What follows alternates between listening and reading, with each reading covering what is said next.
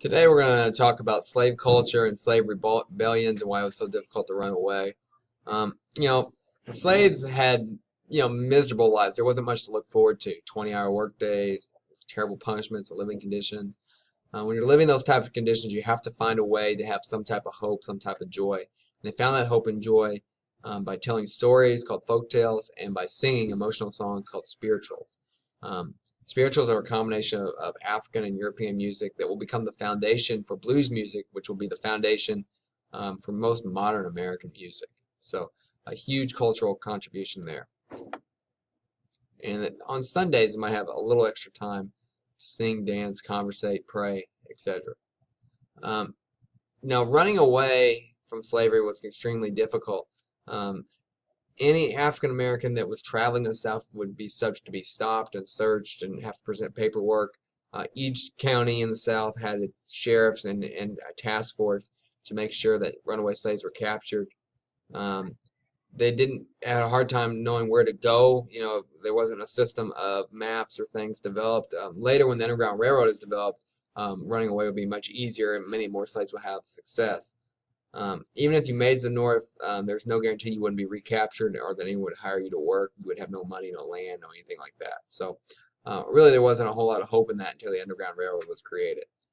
Those who were caught faced horrific punishments to be made example to discourage others. The one thing slaves did do is they worked slowly at times. Sometimes they would break tools, do small things like that to rebel. There's no incentive for slaves to work hard. They're not being paid. So probably actually the plantations in the South would have been much more profitable if they had hired workers instead of slaves. There were a few uprisings. None of them were successful in America. The one uprising that Gabriel Prosser led in Virginia and the one that Peter Vesey led in South Carolina, both cases they were found out and told on by other slaves before they even got started, and they were captured and killed. In Haiti, not in America, was the one place where the slaves revolted and started their own country. There's Prosser. He led the Virginia uprising.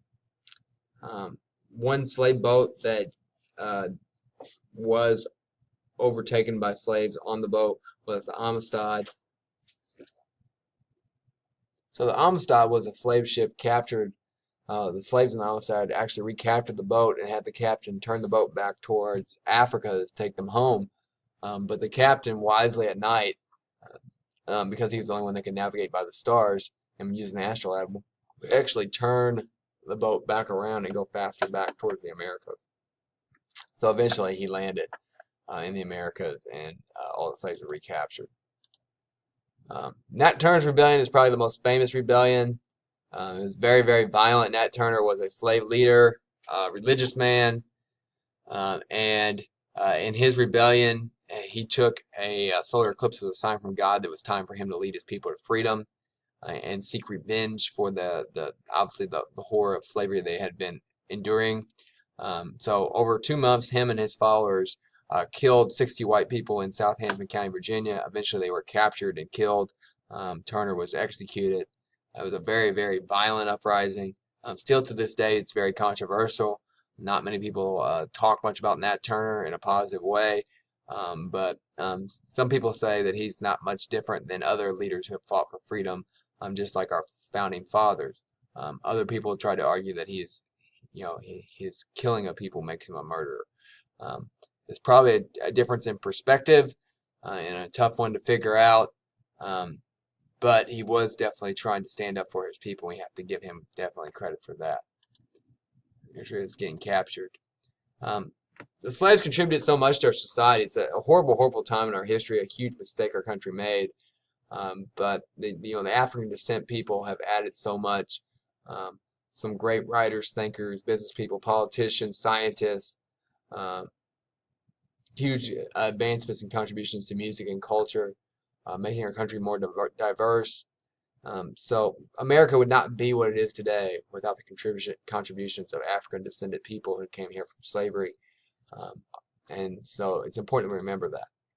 Life lesson, obviously it's kind of an obvious one. Accept all types of people and treat all people and I would argue all be even animals with dignity and respect, um, and treat others how you want to be treated and be open to learning from all types of people. That's how we get better and stronger, and that's what our country needs to be, a diverse place of respect for all.